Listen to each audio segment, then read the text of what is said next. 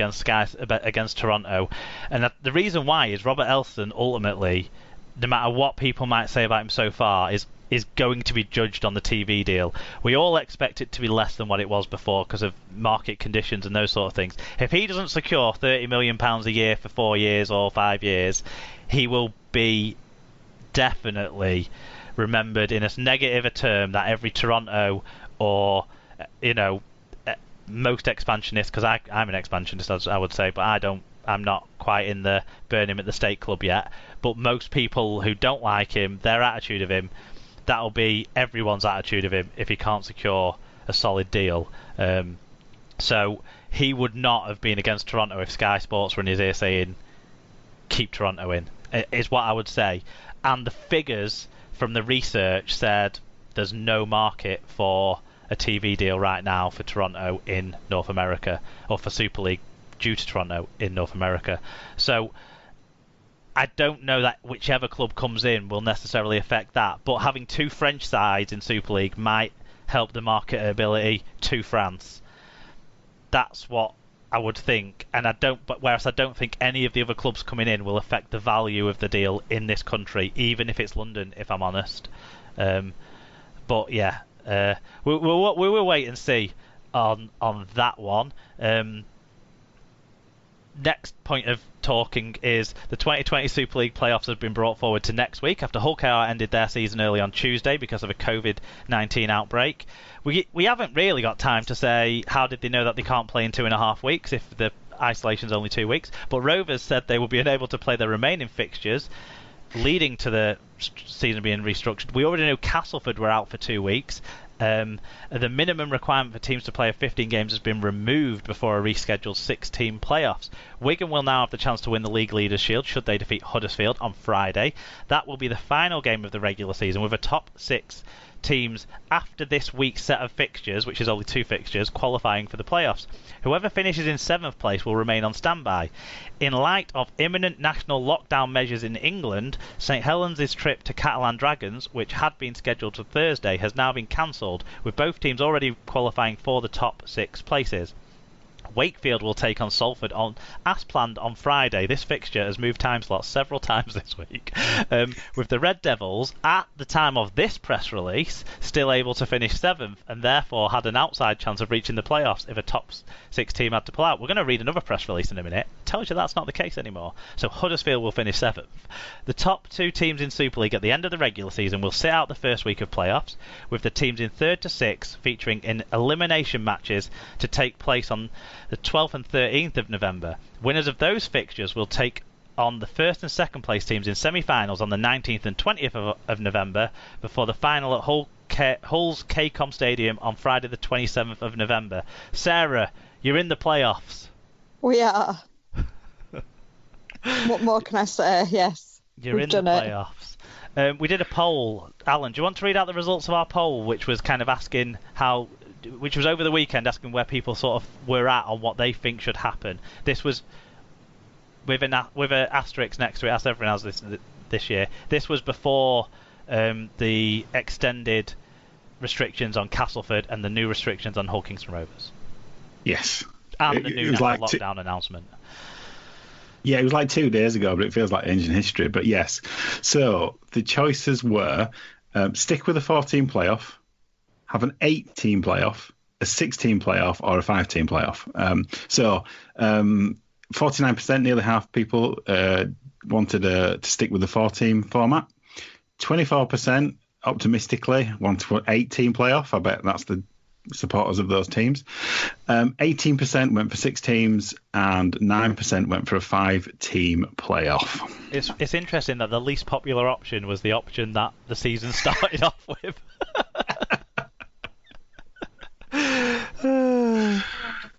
Yeah, I mean, I at the time went for a 4-team playoff, but obviously events overtook us slightly. So I don't have a problem with it being 6 teams. It means 7 games and then the season's finished. And I think the sooner we can get to that, the better, I think.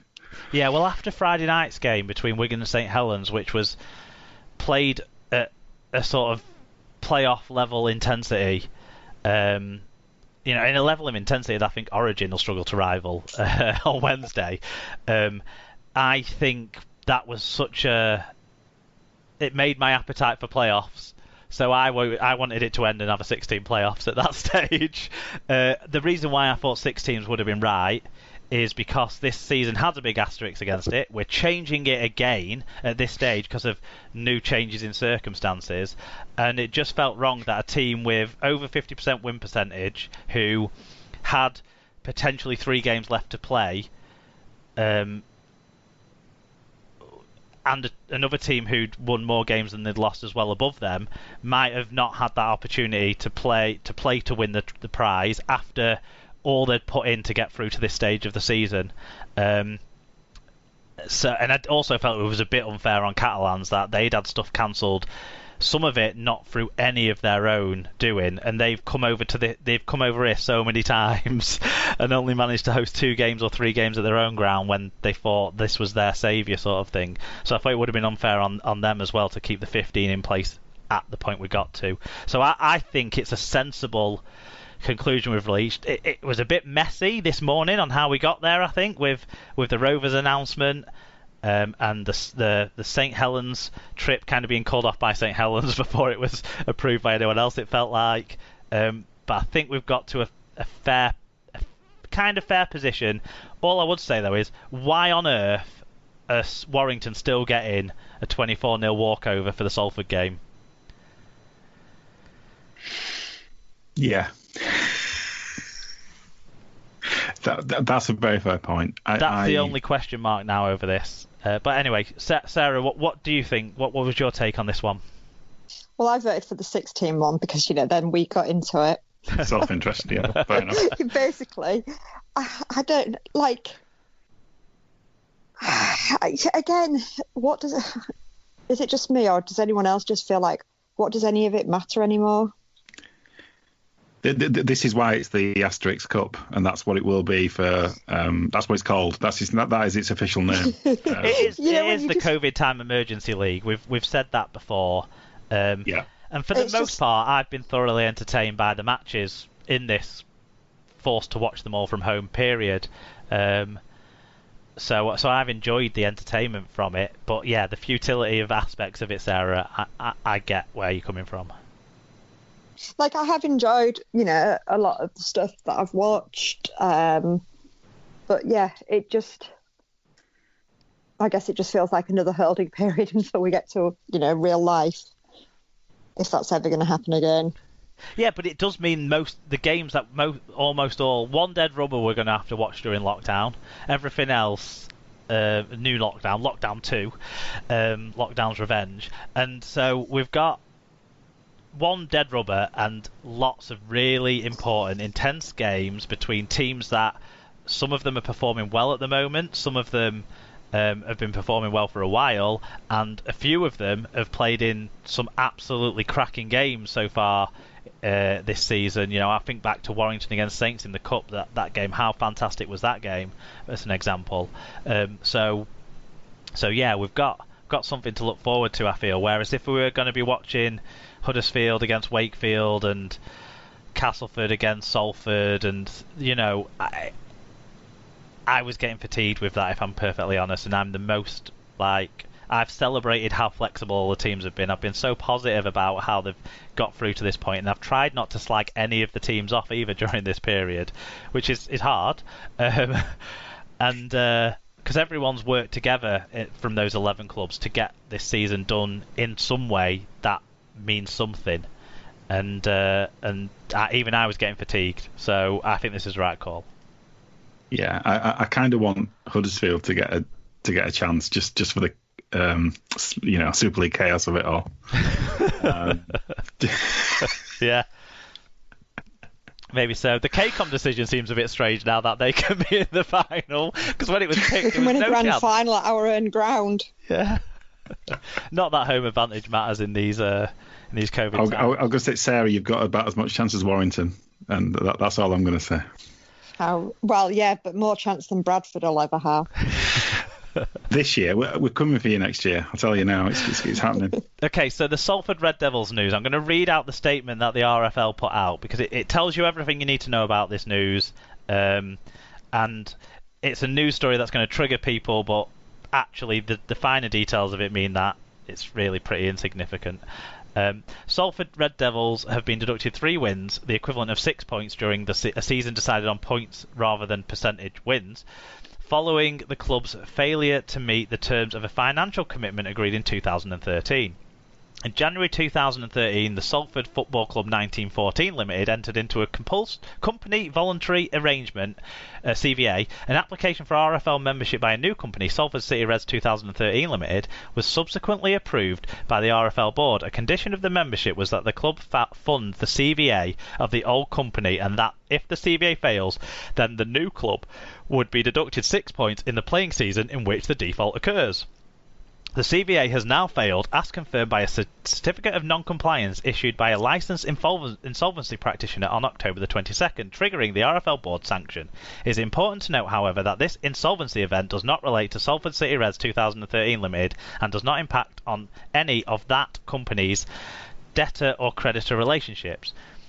The 3-win deduction, it just says that they couldn't be asked to pay the RFL then. The 3-win deduction takes immediate effect. This is in line with the regulatory backdrop and competition framework applicable in 2014. With no relegation or promotion, a points deduction would have affected only a club's finishing position. Salford finished 14th. Bottom in Super League, and therefore a sporting sanction at the time would have not affected the club's final position. And that's key because people saying it doesn't matter now, it wouldn't have mattered if they did it at the time.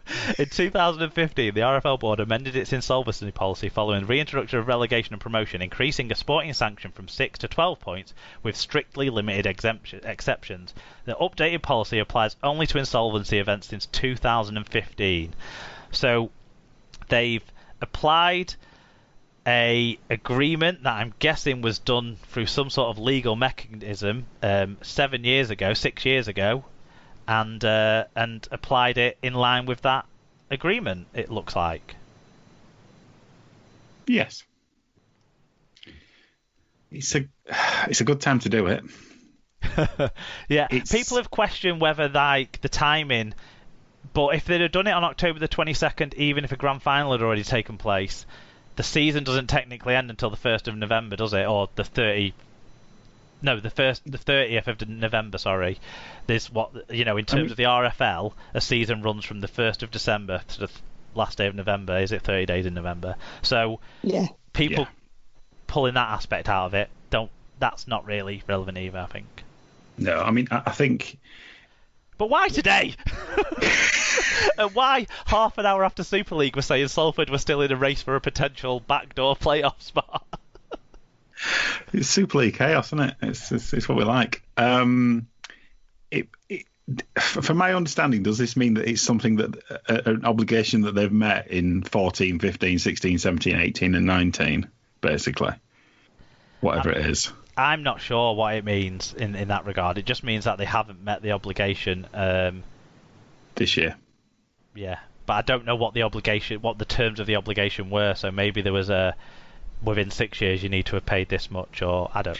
It might have been because obviously this year is if it is an ongoing financial if it's like a repayment thing or something like that that was structured over a long period. This year is the hardest year you could imagine to try to pay that kind of thing. So you can kind of understand it, but if you're right, if it is like something that had a 6-year limit on it, and they just haven't been able to pay it, I mean, the current Salford board as well are nothing to do with this agreement that the Kukash board would have agreed to. Exactly. So, it seems fair and right. So it's like the people who agreed to the deal are no longer involved at the club, and the deal relates to a debt caused by the company that used to own the club before this current. Let's talk about the rest of the news. Sarah, do you want to start us off with some kind of bittersweet news where we get to talk a little bit again about a legend of the game? Yep, so St Helens prop James Graham will end his playing career at the end of the 2020 Super League season, 17 years after his first grade debut. Graham, who's 34, was already retired from internationals, having played 53 games for England and Great Britain combined.